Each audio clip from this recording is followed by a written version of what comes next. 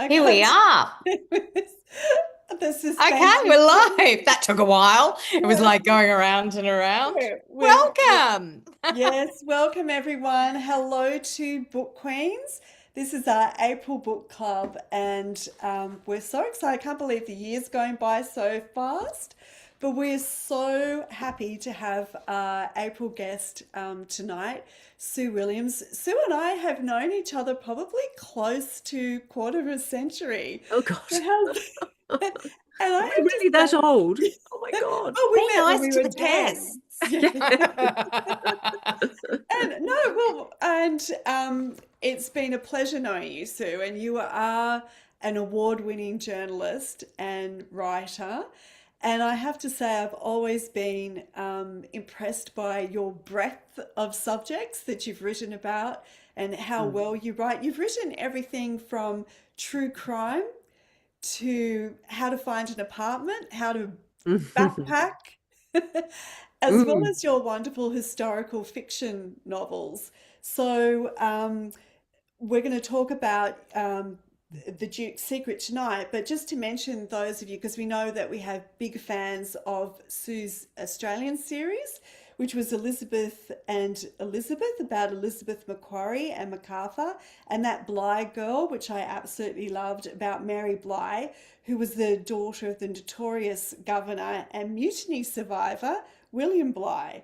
So we are going to talk about the Duke's Secret tonight and welcome Sue. Sue is back from the Amazon where she swam with piranhas, which Jane and I are not so sure about whether we would do that or Yeah. whether we would do that from a Made my weekend seem a little lightweight, but okay. but she has also been bitten by a rare insect, and that's why she That's my may have eyes. a It's little weird. bit of a wink, but she's on the mend. So we're pleased to know about that. So welcome, Sue. Thank you so much. Thanks so much for having me here. It's great to be here. Well, it's lovely to get to know you, and so we can get to know you a little bit more. Can you tell us a little bit about where you grew up and your journey to journalism as well as fiction writing? Great. Well, I'm from England originally. I know you'll find that hard to believe because I have such a strong Australian accent, which I've been working hard on. But I was born just outside London in a town which was once voted the most bogan town in Britain. And it really is actually. And then I went to university in the north Please of, name the town. okay, Basildon, Essex. So I'm Oh, an Essex cool. girl, and Essex. Basildon is the Yeah. opposite of Paul, really, to be honest. Yeah, But great. I went to university, then I just started traveling. I didn't really know what I wanted to do. And eventually I decided I would love to become a journalist. So I studied journalism in Portsmouth in the south of England after my degree, and then became a journalist and then started traveling again. Travel was always a huge love. I've always loved traveling and writing. So to be able to do both at the same time, as in travel writing, like when I was in the Peruvian Amazon, I was doing a story for the Herald and the Age and the Brisbane Times. And also with fiction, as you know, as we know from Belinda's latest book, The Italian Correspondent, it's fantastic to be able to travel and Mm. put that some of that color into your books as well. So, and I came over here. I spent a long time in Latin America, a long time in Africa, and then finally came here in 1989. And I was always planning to go back to Britain, but I just arrived and I loved it so much. So I've never gone back. Well, I've gone back on holidays and stuff, but Mm. I've never left. I've always just, I love being in Australia. This is And my had that been home. your first trip to Australia when you Yes, were, that's yeah. right. Yeah, yeah. Okay. I Mm. lived in New Zealand for a year, and then I met a man, Mm. and we couldn't decide. He came over to Sydney to live, and we were going backwards and forwards, and we had to toss a coin to decide if we were going to give this a go. So we tossed a coin, and I lost. So I came to Australia, so we could see if the relationship was going to work. And I think we've been married now for about 32 years or something. We're very happy together. So it was a good thing. So So sometimes it's both difficult worked, to both the talk. country and the bloke. It's That's half Yeah. the right. story, but Absolutely. that is a story in itself, Sue. It Mm. really is. Yeah, Mm. it was amazing, really. I if it wasn't for him, I would have still been in New Zealand, and maybe I would have ended up going back to Britain. But I'm very happy I ended up in Australia, and I just really love it here. It's very Mm. much home, And it's just wonderful to be able to explore the history of Australia as well, because many Australians don't know their history very much either. And it's wonderful to explore the country. I've done some books about the outback of Australia, Yes. and books about traveling the outback and competing in the boxing tent and all that kind of stuff. And it's been an amazing adventure. It's been great. I've just loved Mm. Yes. And every. what led into fiction from journalism? Well, I was writing a lot of nonfiction. And then during COVID, I thought I'd really like to try something different. And I've always admired Belinda's books. I love Belinda's books. They were just Mm. fabulous I right from brought the very Sue on to first one. plug me. No, So no. And congratulations on the Italian thank correspondent going you. into a reprint already. It's Yes. fantastic. Oh, Thank you. But So let's I go so always well right deserved. into it. Yeah. I always kind of looked at all those novelists and thought, wow, I bet it's really hard writing a novel. And then during COVID, we all had the opportunity to try and pivot and do other things. And so I thought I really would try a novel this time. And I discovered novel writing is much, much harder than nonfiction. Oh my God, it's horrific. And the first book, Elizabeth and Elizabeth, about MacArthur and Macquarie, took me 5 years to write. And I thought after that, I'm never, ever going to write another one again. And then it did really well. And the publishers came back to me and said, would you do another book? And I thought, well, actually, how hard can it be? Now I've done one, surely, and I'm a bit more familiar with the time period. And I Mm. kind of know a bit more how to do it. How hard can it be to do another one? So I did another one, That Bly Girl, and then another one about the previous governor to that, Gidley King, who was fascinating because he had both a wife and a mistress, and it was a real Madame Butterfly kind of story. Mm. And then finally, this last book, The Duke's Secret, which was which is my fourth novel, really. And Mm. it's just so different to nonfiction. I've written nonfiction in between, and obviously I'm still a journalist and a travel writer. But the nonfiction is so much easier than fiction. I mean, to create a whole world that works is enormously challenging, I think. And I take my hat off to every fiction writer who's ever lived, really. It's fantastic. I mean, you have to have so much confidence, because I find every time I start a new one, I'm really scared and I kind of think, there's no way I can possibly do this. Mm. And my partner says, look, this is going to be your 32nd book or your 33rd book. How can you be nervous? Mm. And I say, well, I really am. Every time I start, I think, am I going to be able to find enough to write more than 5 chapters? And you always do, because, there's Mm. so much depth and complexity in Australian history, or in British history as well for the last one. Or And just in your own capacity to tell a story. Because mm, I mean, I've also done quite a lot of travel writing in the mm, past. I don't think I could pull off a historical like you ladies. Like that's tough going. I admire you. So we always yeah. kind of think it's going to be easy. Well, I always thought it was going to be easy because you've got the structure there. You've got the historical kind of background Mm. and the chronology there, and you kind of fill in the blanks. But in fact, I don't know if Belinda is the same, but I find it enormously hard. It's so complicated because when you've got lots of characters and when you're doing different timelines as well, maybe dual narratives, it can get so complex. Mm. Sometimes you just think, I can't do this anymore. I've I just got I to go think to bed and the thing is, because I've heard from screenwriters who thought it would be easy to write a novel too. But the mm, big difference between screen is you have a whole team of people bringing that story to life.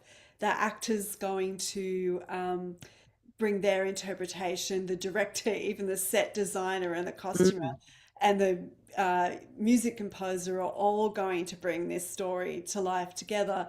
But when you're an author, you're basically painting a world with nothing but words.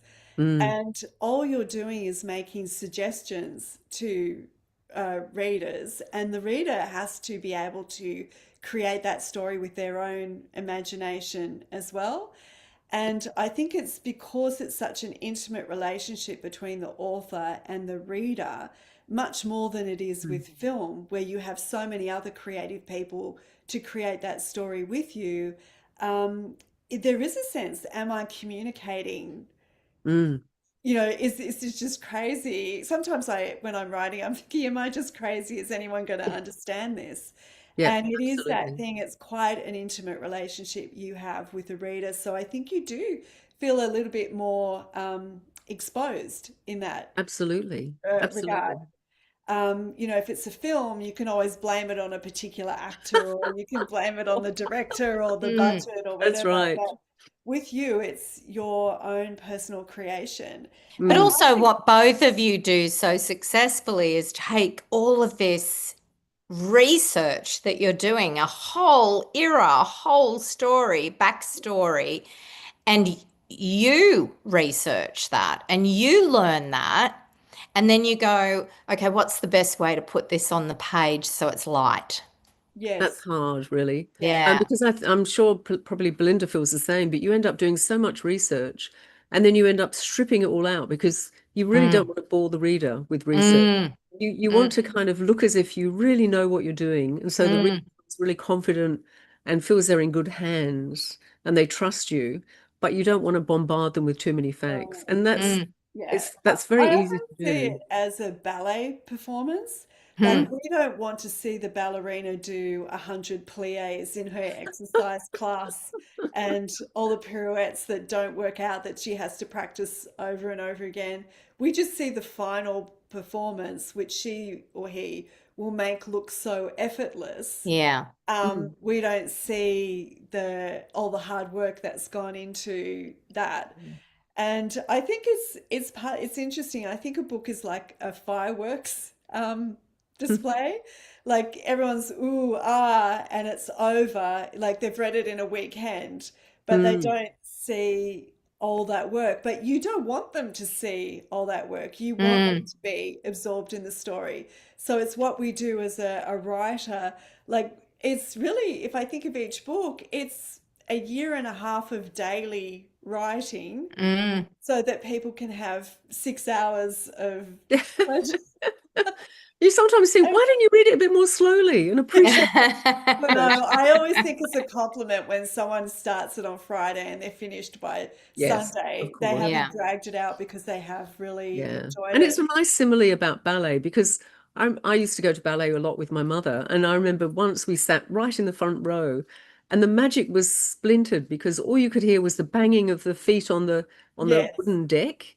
And you could hear people sweating. Well, you could see them sweating and you could grunting. see them glistening with sweat all the time. And you could hear them heavy breathing. And Yes, it really interrupted the spell. It was such a shame. So yes. I'm We Yeah, sure you don't. don't want to hear heavy breathing in ballet. Like, you got to sit back.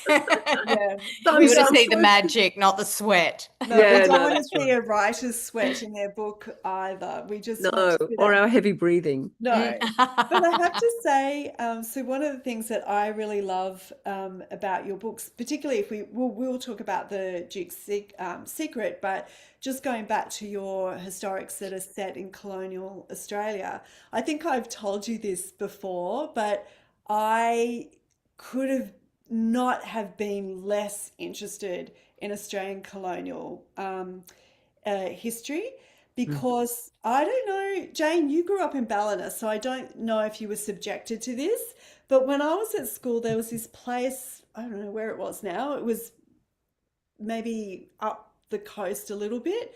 It was called Old Sydney Town. Yeah. Oh, Oh, I yes. loved it. I loved Me it. too. Yeah. Oh But I my loved a God. whole, there was a series called The Exiles, Yeah. that I Mm. loved. So I quite No, I like think I the, was yeah. traumatized by the place because we have to go and see actors being flogged What? They and were actors? What? Don't know. Next, you'll be telling me Santa's not real, Belinda. oh, and the little daub, were they daub and wattle cottages and things? And Yeah. then Mm, we'd have to go and eat damper.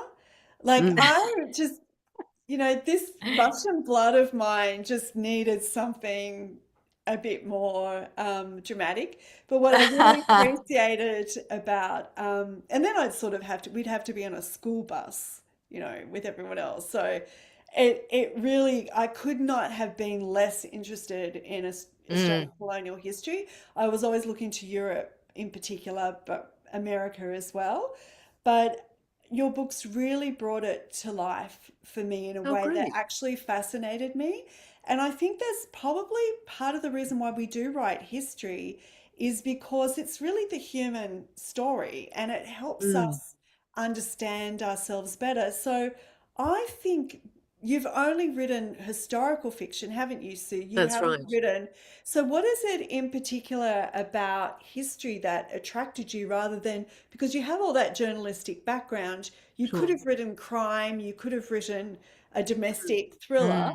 Mm, Mm. So what was it about history that attracted you to write about it? Well, ridiculously, I kind of thought it would be easy because you've got the basis, the history to kind of base your fiction on. And so I thought that would be great because you've got all the basics there. You've got the pillars of history, and then you can weave around and kind of create ribbons around the big pillars and stuff, and really kind of bring it to life. What I didn't realize was that you're really restricted by history. And maybe if you were writing a contemporary story, I mean, contemporary would be much easier than historical as well. mm, Because when I started, I would think, somebody would kind of turn on a light, and obviously they didn't. And to actually meet up with other characters, they have to get on a horse and ride all the way to Sydney town from Parramatta, and it would take 6 hours. And so, therefore, it was really hard for people to meet up. People would have to write letters, and letters back to Britain would take 6 months to arrive and then 6 months for a reply to come back. So that really slowed down the pace of everything. So I reckon a contemporary novel would be much, much easier. But now I've really got the mm, history in my blood, really. So I really just fell in love with it. And it's ridiculous because I never did history at school. My terrible school in terrible Basildon didn't have a history teacher, so we had no history whatsoever. So learning about history this time was all completely new to me. And I just found it quite astonishing, really. And it was just so rich, the Australian history. And kind of, I mean, obviously, we all know about Australian history, but so many people learn about British history when they're at school. So they Yes, never really delve into it. Or like you, maybe then just not very interested because it hasn't been presented in a yes, particularly interesting way. yes. I think that's the problem. I didn't enjoy history at school at all, which Mm, surprises a lot of people. That's because for me, the human element was taken out of it. It became dates and yes. battles, mm, whereas I had relatives who'd had their whole lives turned upside down because of Mm, war and becoming refugees and so on. And so for me, it was how those big events affect individual lives. mm, That was the human story for me. And so that was my attraction to history. And also, I think history helps us understand ourselves. mm, And so it was Australian history for you rather than British history. So was mm. that because of your love affair with Australia that you wanted to do? Absolutely. Yeah. Yeah. And I kind of wanted to explore a lot more about Australia and the Australian national character and what made us the kind of people that we are. And I mean, what an amazing story bringing so many people from the other side of the world, mm, convicts over here, and then settlers coming here, and then officials coming here, and building a whole new world on the other side of the globe, really. mm, And, just the ambition and the daring and the tragedies that it involved, and the tragedies, obviously, to the Indigenous people, but Yeah. often to the convict people themselves as Yeah. well. And some Yeah. of the mm, terrible voyages over here, the Second Fleet was just ghastly. So many Mm. people died. And Yes. then the kind of cruelty here, I mean, it was almost slavery in some ways. Yes. I agree. It was cruel. Yeah, and Yeah. the bravery and the courage and the way some convicts made so much of their lives against all the odds, particularly women, because they weren't Yeah. really mm, hang tied in the same way that they would have been in Britain by the class system. mm, So suddenly they were free to create a world of their own and to try and defeat the prejudices that people had against them. And some of those women were just astonishing. And I Yes. also felt very much that we know about Australian history, but it's mostly about the men because Yeah. the men held all the positions of power, as they do in most places, and the men tend to write the history books as well. So the women tend to get a little bit forgotten. Mm. But the women here were astonishing. I mean, they were having children against, against a background of TB and consumption and, enormous hardship. And they were also trying to support their partners, their husbands. They were trying to find husbands often. They were being, they were fell pregnant, then were dumped by men. who just went off with other women. It was just a mad, mad writer's society. And yet these women really survived and thrived, which was quite astonishing. And I wanted to explore some of their lives. Yeah, and you did that so absolutely well. Mm. Yeah, Thank you. really, really well. Yeah, and I agree. And I'm a direct ascendant from the first and second fleet, both Oh, male and fantastic. females. And, and so I agree. The history of that Mm, time is just quite incredible. And that's mm. why I used to love going to Old Sydney town and seeing all my Fantastic, rellos. wasn't it? Yeah. So tell us a little bit about the Duke of Wellington for people our viewers who aren't familiar with Sure. why he was such an important figure in history. Yeah. Well, so this book was completely different because I'd been writing all about Australian history. And then sadly, my mother died. And I started spending a lot more time with my father, who I'd never got on with particularly well. I don't think we really particularly liked each other very much. And but suddenly I was forced into becoming his carer. And without my mum, he was absolutely lost. So I spent quite a lot of time with him. And he started talking very much about this story that he'd always told us when we were kids, but we kind of ignored it, that we were direct descendants of the Duke of Wellington. And the Duke of Wellington was an enormous person in Britain. He was most famous for obviously beating Napoleon at Waterloo, and he's the reason that we're not all eating croissants and speaking French today, really. And he won battles against Napoleon in the Peninsular Wars. He'd fought in India. He'd become a really celebrated war hero in Britain. Later on, he became British Prime Minister twice, not terribly successfully because, like, there was this lovely story I heard about him. He went into his first cabinet meeting and he came out and he said, "By God, I gave them their orders, the other cabinet members, and they wanted to stay and discuss them." And I kind of thought that was so interesting, an army man becoming a politician.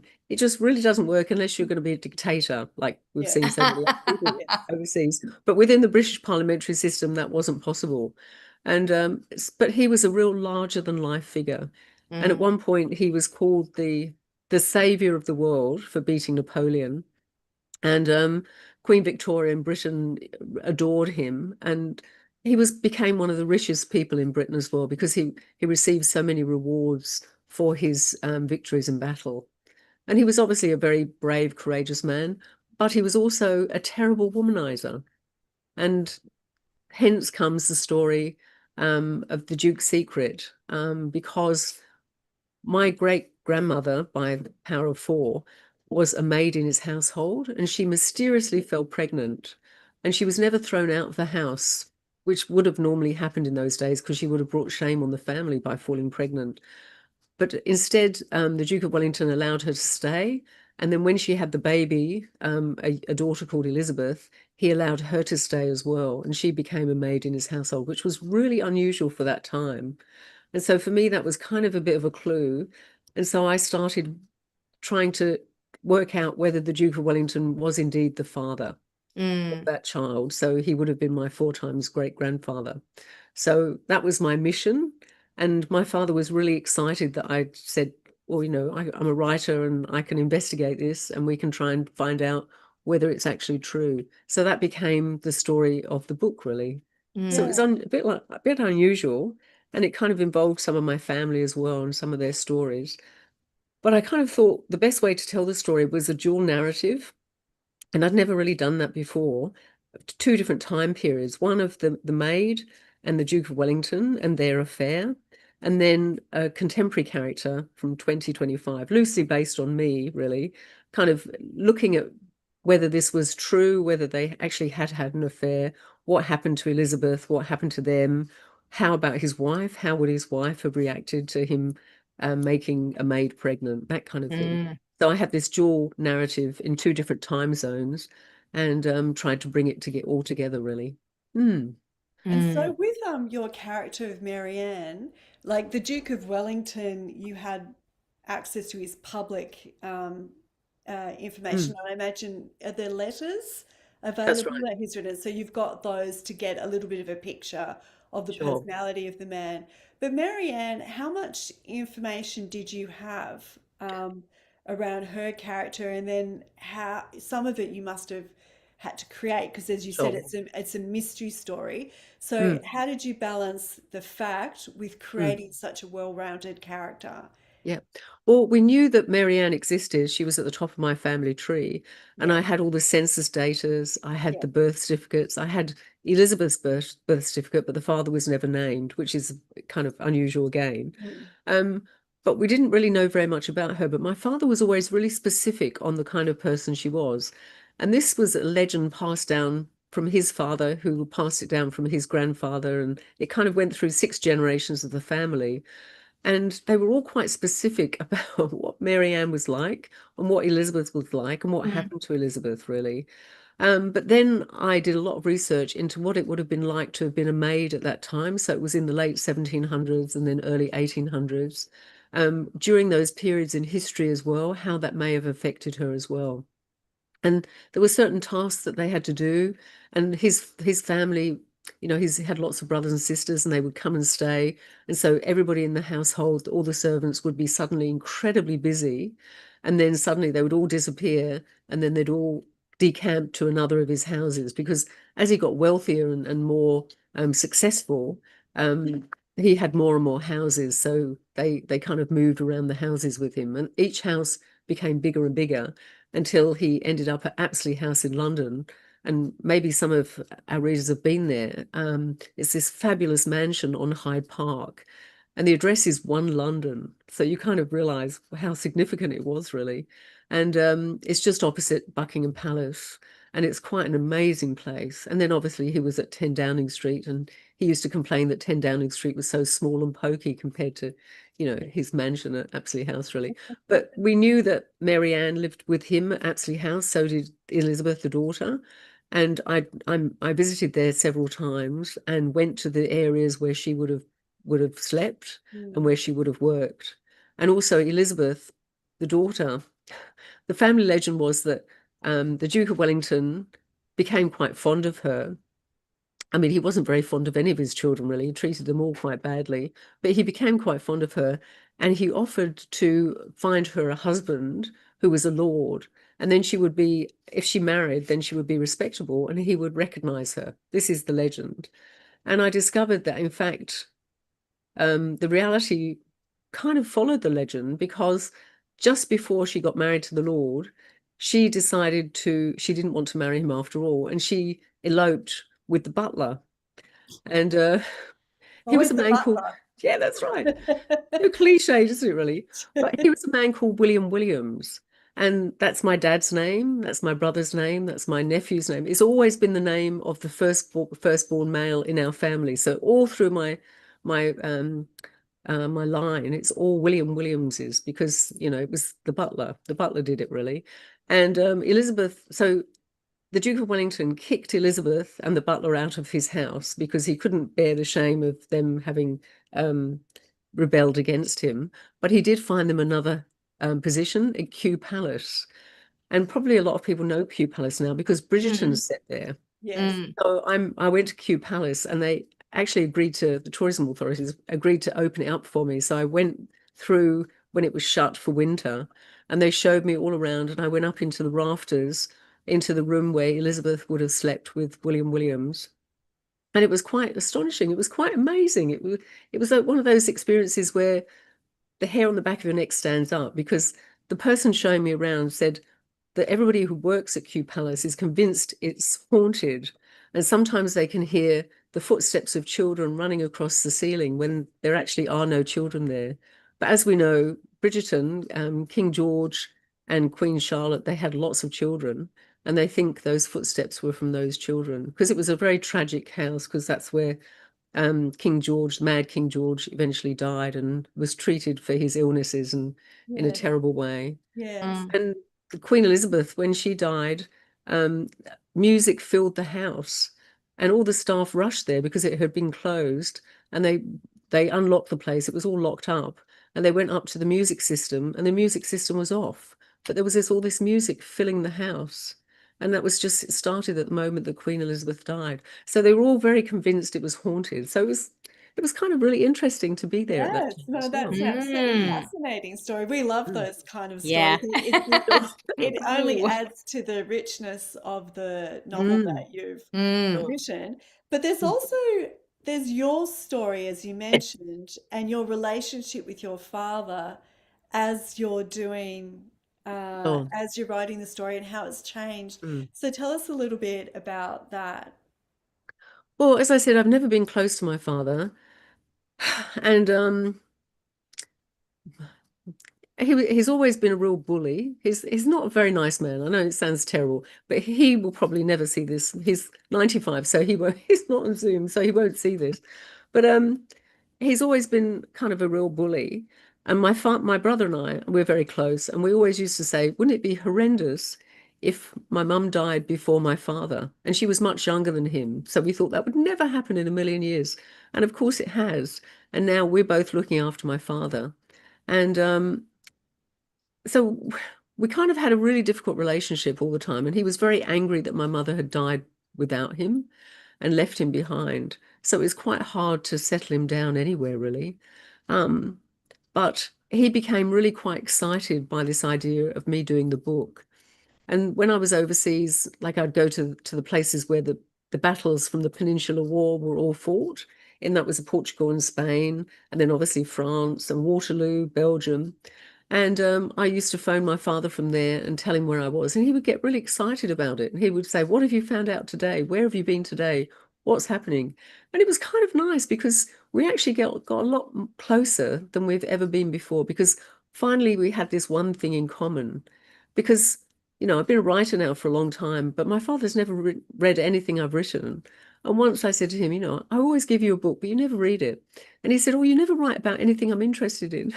I said, "What are you interested Brutal. in?" He said, "Oh, NRL, cricket." I thought, "Well, I'm not going to write books about NRL or cricket." So actually, this was the first time I was ever writing anything that he was at all remotely interested in. So when he read it, he actually read the whole book and then he read it again. And I mean, he's not really a reader. So I was really thrilled that he did that. And we became so much closer because of it, really. And he was really thrilled. And I had a launch in Sydney, but he couldn't come because he's 95. It's a bit of a long way from where he is in Lithgow. And so I did another launch at his retirement village and laid on a lunch for everybody in the retirement village. In fact, there's only like 30 people there, but 60 people came. I don't know where they all came from, but I think I put on the top free lunch. And so that's it's my fault really. And but we had this big launch there, and I just talked about the book, and Dad was there, and he could get a sense of some of the excitement. So it was Yes, actually that's really lovely. It was a beautiful. fantastic Mm. thing That's to have such a done. beautiful story that Mm, that the story as you're writing it, you're rewriting a personal story of your own, which yeah, is really interesting and it and it was seems something I never expected. I'd never yes, thought about it in that way, really. yes. Mm. One of our readers shared an article from, was it the Woman's Weekly? I think. Mm, Yeah, shared it on our group. So anyone who's watching, go on to the Book Queens group and you can see that article there mm, about that journey that you've gone on with the book and with your father. And it's a mm. wonderful piece, actually. Right. Jane, Yeah. this might be a good chance to just see if we've got some comments from Let's have a our little members. look here. We've got lots of comments. Lots of people saying hello right from the beginning. Melissa and Sharon. And oh, Sharon says, this is going back to fighting piranhas in the Amazon. I love that, Sue. Life should be an adventure. What Carol says, what a full and interesting life you lead, Sue. Melissa says, I love the governor, his wife, and his mistress, and I often think of it. I learned so much about the First Fleet and settlement. That's great. Great. Fantastic. Lauren says, hello all. Oh my God, I absolutely love this book. I'm so excited to go to Aspley House when I go to London in June. Great. Fantastic. And then a whole bunch of people are saying that's exciting because it is. Mm. And Melissa says, you do that extremely well, Sue. Weave a fascinating tale amongst historical facts. Oh, and Carol says, Old Sydney Town was near Gosford. Sharon says, I learned so much about the Duke as I had no idea of his relevance previously. I also loved the maid storyline. And Mm. Lauren says, hold on, I missed that one. Oh my God, same dad situation. I think my dad always wanted me to be a boy. Leonie says, I live in Hazelbrook, so I was just a little excited when a chapter was set there. Yeah, Yeah. because my mum and dad lived in Hazelbrook before they went to retirement village. So yes, I included Hazelbrook. Great Mm. place. Fantastic. Great So place. how much did you actually know about Marianne and Elizabeth, and how much just through your research, and then how much did you have to fictionalize Yeah, to well, bring I them in? only really knew the bare basics, really. Just knowing, the where they came from and their life. Because Marianne was originally from Shoreditch. We knew that from her birth certificate. And Shoreditch in London, like now it's kind of a bit trendy, it's a bit gentrified, but back then it was a terrible, stinking place of smelters and tanneries. And that's where the Big Ben bell was made in a smelter Mm, there. And so the whole place stank and it was lots of crime, lots of prostitution. And so when she would have gone from there to Apsley House, it would have been a huge change for her. And mm, she would have been really nervous, presumably, if the Duke of Wellington had kind of proposed to her or made um, overtures to her. It would have been really hard for her to have turned him down in lots of ways, because she could have been kicked out and sent back to Shoreditch. Because really, the main thing is I don't really know. Marianne could have been raped. She could have been consensual sex. Um, we really don't know that. That's the one thing we really don't know. And I didn't really want it to be a rape. I mean, obviously it's a terrible thing. But the Duke of Wellington, from the way he behaved towards other women, I mean, he was a terrible root rat. He had lots and lots of lovers, mm, and he was quite flagrant about it in front of his wife. But at the same time, he treated women with real respect generally, and he had a lot of women friends, as well as lovers. mm. So all you can do is try and take the parts of people's characters that are known and extrapolate from that and try and create the story as close to people's real characters as you can. And look, he may well have raped the maid, but it seems unlikely. He could have had anybody he Yeah. chose at that The point. way that you've described him, he was a man that loved women a bit too much. Yes, But that's right. he did look for women that he could talk to about things Mm. and Yep, you he know liked so intelligent women. yes. And And so one of the questions I had about him was how could this man that has possibly one of the most exhausting jobs you could imagine have such a sex drive? that's Like right. that's really amazing. Like most of us at the end of the day, I mean, we're tired, aren't we? Mm. And he's fighting Napoleon Yeah, and sure.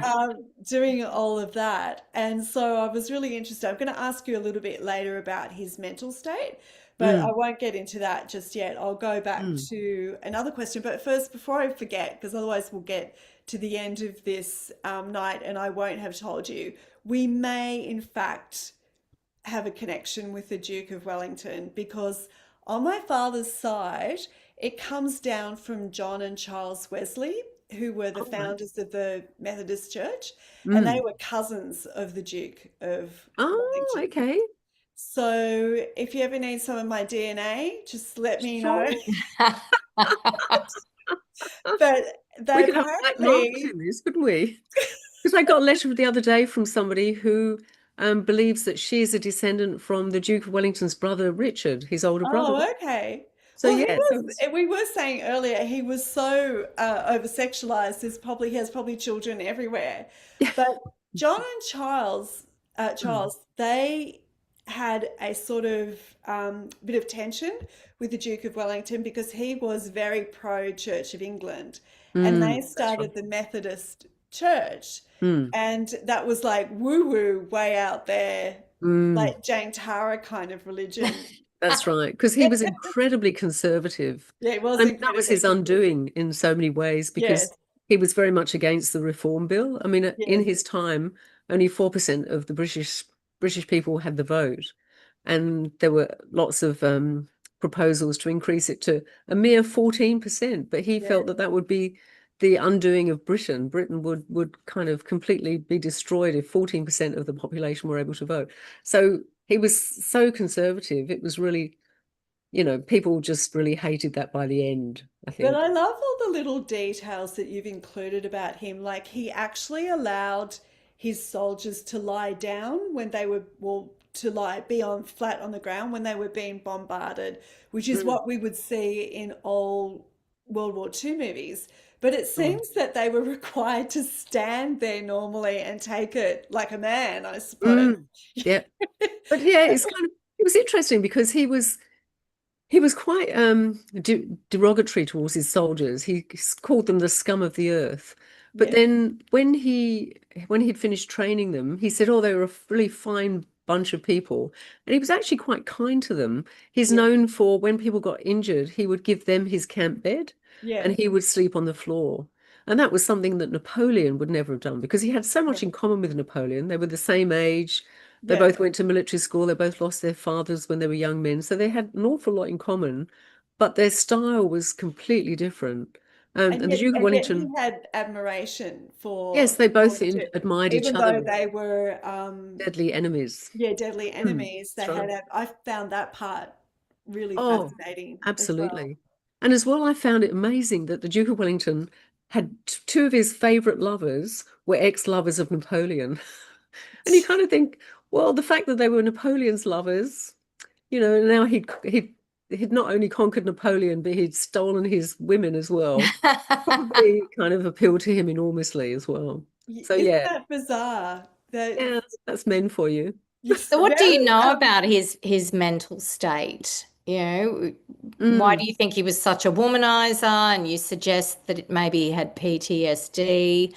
Um, Well, yeah. he had women absolutely throwing themselves at him because he was such a hero. And he was Mm, a tall man. He was kind of quite good looking. He had that big nose. But he was so well liked and so adored. And he was a smart, clever man. mm, He had enormous charisma, I think, as well. And he just sowed his seeds wherever he felt the urge, really. And I guess, even when he was older, when he was about 82, a young woman of 22 proposed to him and was determined that she would be his next wife. I mean, it's amazing. And it was all credit to him that he refused, I suppose, really. But I mean, that's an amazing kind of age difference. But it was very sad. He was married for a long time yes, to his childhood sweetheart. mm, That went terribly wrong very early on because he'd applied to her father for permission to marry her. They'd grown up in Ireland together, and the father said no because he was just a foot soldier, and yeah, he'd not. He said he would never come to anything. And then when her father died, he applied to her older brother for permission to marry her, and the older brother said, "No, no, no, you're nothing." And then when the Duke of Wellington, well, as he was Arthur Wellesley then, went off to the Peninsular Wars and came back, kind of a hero, um, somebody said to him, "Well, Kitty has still never married."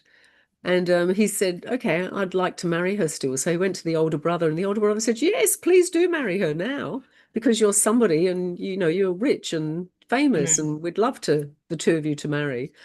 But Kitty hadn't seen him for 12 years. And he wrote to her and said, we've got permission to marry. And she said, "Okay, will you come and visit me? We'll have to see if we still have this bond and this attraction." He said, "Oh, no, no, no, that won't be necessary. I'll see you on our wedding day." geez. So they turned up, and that was the first time they saw each other after 12 years on their wedding day. And as she walked up the aisle, he allegedly turned to his best man, his brother Richard, and said, "By Jove, she's grown ugly." Isn't that awful? And so you kind of think, well, what hope would that marriage have, really? And it had no hope because Kitty was a very different woman to the woman Yeah. he Yeah. remembered. She was completely overawed by him. She was terrified of him, really. Um, Mm, and all these women following him around all the time, and she just couldn't really cope. So it was So, very sad, very yes, sad. I did think her story was particularly sad and Mm. lonely one.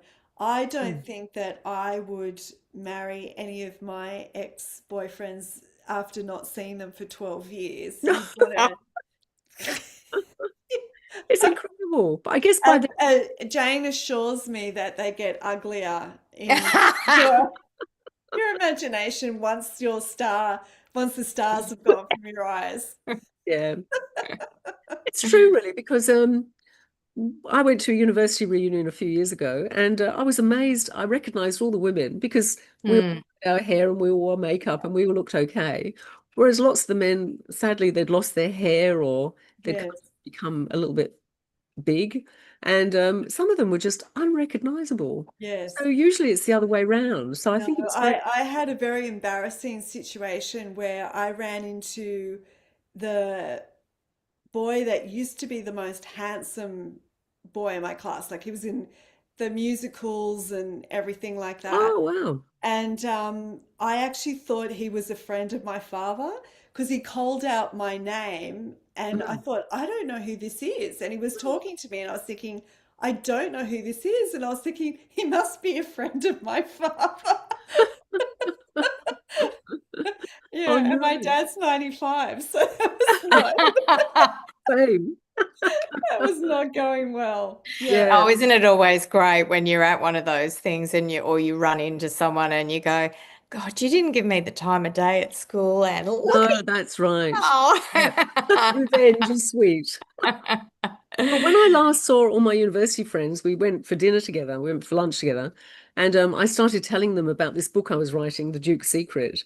And I was saying I need to get some of the Duke of Wellington's DNA. And one of them said, I sit next to him in the House of Lords. I'll get some DNA for you. And I went, wow, that's fantastic. You can get a hair or a Yeah, here, I'll glassy. comb your hair. Yes, Yeah. exactly. And then her husband, who's a barrister, said, oh, no, no, no, you can't do that. It's terribly illegal. But she did. I thought it would be. Yes, exactly. You can't steal someone's DNA, unfortunately. But we would have done it had he not intervened, I think. But instead, I wrote the Duke of Wellington a letter and she gave it to him. So, it was the second best thing, really. But it was, I was going to ask that. I wonder if they've read the book. well, yeah. And it's coming out in England later on this Mm, year. So possibly, who knows? It'll be mm, interesting. My mm. father said, I think they'll be thrilled to know that they have relatives in Australia. Oh, I don't think so. I mean, They can he's come and King have tea Charles's with him best in friend. Lithgow. Yes, that's right. He lives a completely different life to us, really. But I think my dad still thinks he might come and visit him.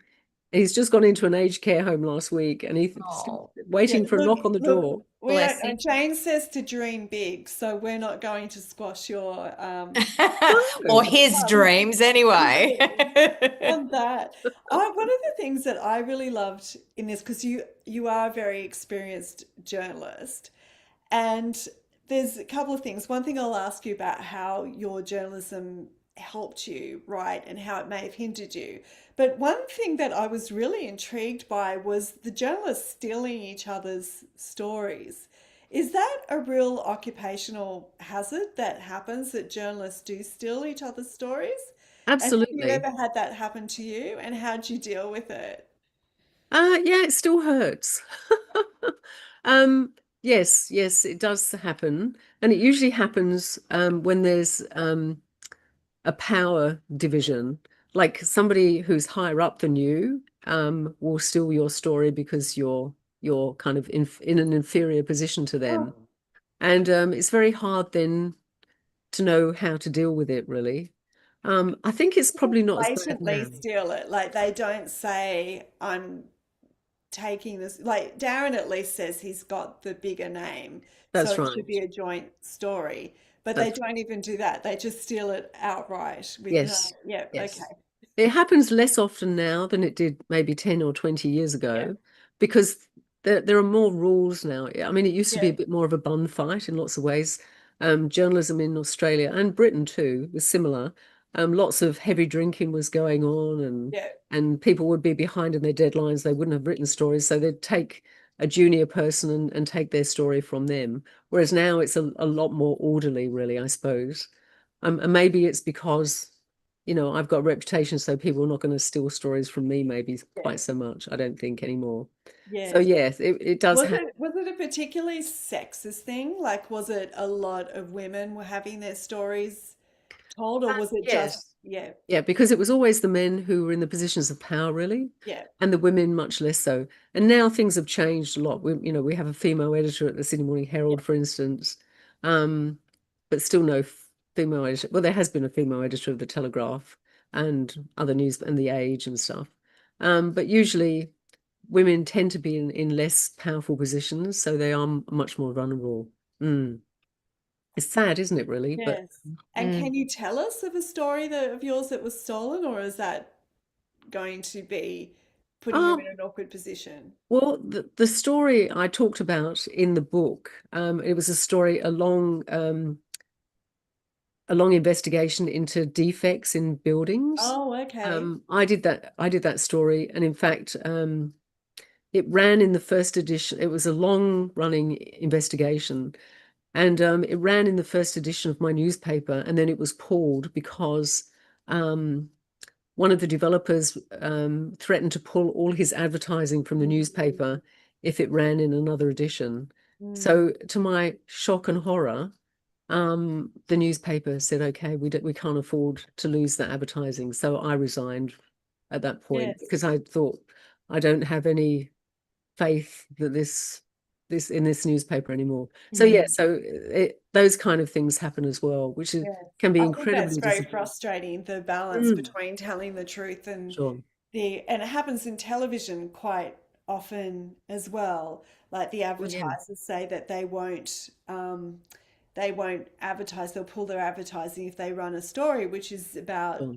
truth. Yeah. So Well, it's like Stephen Colbert being yeah, sacked because Trump, he makes lots of comments against derogatory of Mm. Trump. So it's a power play every single time, and yes, sometimes it's impossible to do very much about it. Mm. yes, But yes. as writers, we can talk about that in our novels as well. So that's Yes. great to Mm. be Well, able then to do. you did get sort of sweet revenge Yes, for exactly. that. Uh, So Jane and I have often talked about how if you don't like someone, they can appear as a character in your book and you can knock them off. So, That's we've got all sorts of ways to do that. Yeah. absolutely. So you're on and off planes a lot Mm, and traveling. So what does your writing day look like? How long does it take you to write a novel? mm, Just talk us through what your writing day looks like. mm. Can you write from anywhere or do you need a more structured environment? Kind of a bit of both. I can write from anywhere. Like the Elizabeth and Elizabeth, they followed me around the world when every time I was doing a story, a travel story in Africa or anywhere, they would always come with me, and there would always be a little shadow over my head because I think, oh my God, I've got to do some more of that book, and I don't Mm, really quite know how I'm going to do this, and it's going nowhere, that kind of thing. It was just a really difficult book to do. Um, but at the same time, things like people write in bed and things, and I can never do that. I mean, I have to sit at a desk with a computer and sit there, whereas other people sit on the couch and watch TV at the same time, and lying in bed. That I could never do that in a million years. So I mean, I know that sounds pathetic, but and it works obviously for lots of people, but I just can never do that. But I can do it while I'm traveling. mm, And with my father living in Lithgow, it's a 3-hour train journey to visit him every time.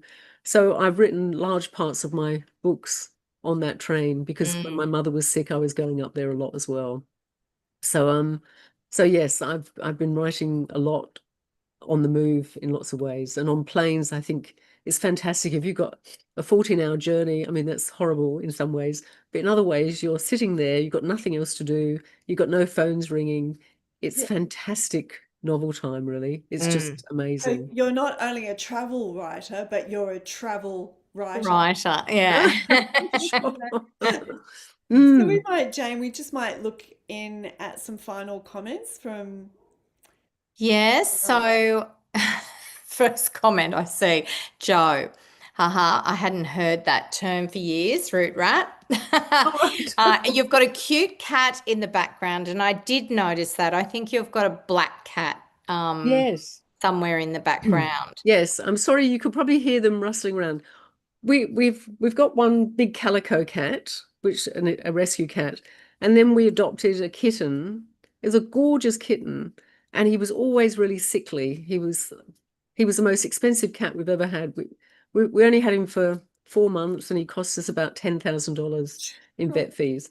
But sadly, he died. In the end, they discovered it Mm. was lymphoma. Oh, So that was Mm. so sad, and we were absolutely heartbroken because he was the best cat. He was fantastic. His name was Trotsky, and so in the end, we kind of there was such a hole there where he'd been. So we've just a few days ago adopted two little other rescue cats, a boy and a Oh, girl, that's and they're just nice. running around the place. And I don't know if you could hear them in the background. I'm so sorry, but they were Oh. squealing and they just the place looks like, I've never had a baby, but if you had a new baby and the house was in uproar, that's what it's like with these two bloody cats. They're just food's everywhere, and one of them shat on the carpet earlier on. Oh, they're And adjusting, that's all.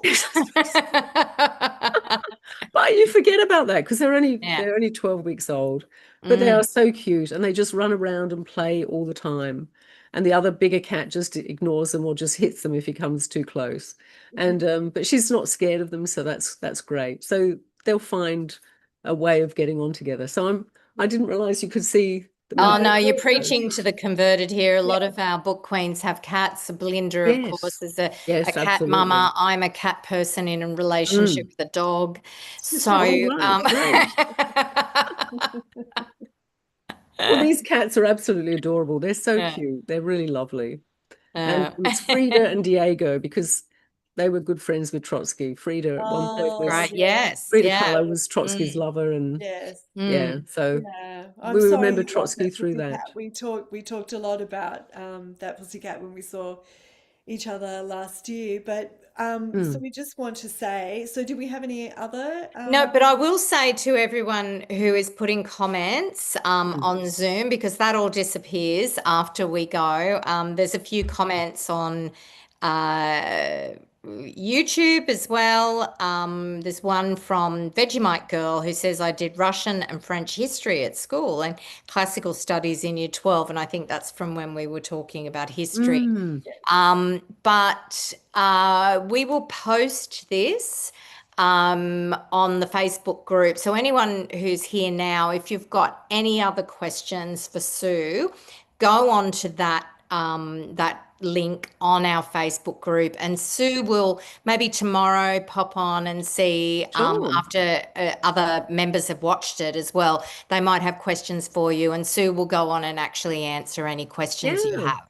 I'd be Yeah, delighted to. That'd be yeah. fantastic. Well, Sue, it's Great. been so wonderful to reconnect with you and to hear about your book, The Duke's Secret. We've absolutely enjoyed it. If you haven't read it yet, everyone do get yourself a copy. You'll find out why we've got Wellington boots and beef Wellington and all the other fantastic, And Mushroom Wellington. yes, Mm. Yes. lots of interesting facts in there. It's an amazing story, and do read Sue's other books about colonial history as well. And so next month in May, we will actually be doing the Italian correspondent. Oh, Yay. great. So we'll be talking about that. So get that read, and that will be a fun night. And if you haven't seen the cover of Sue's book, that's it, Mm. The Duke's Secret. So get yourself a copy of that if you haven't read it yet. Anyway, thank you for being a wonderful So audience. Thank you for interesting, being a Sue. Thank you wonderful so guest, much. Sue. And so many people here saying thank you, lovely chat. Thank you, Sue. Oh, And thank you. people will go on and ask questions later. But No, that's fantastic. Thanks very much for having yeah. me. It feels like a Thank real you, privilege. and It's all wonderful. all the best with your new pussycats. I hope you have very, Yeah. very happy family. Thank you very much. That's lovely. Thank Night, you. everyone. Thank Thanks for you. coming. See Night, you next month. Bye. everyone. Bye. Bye. Bye.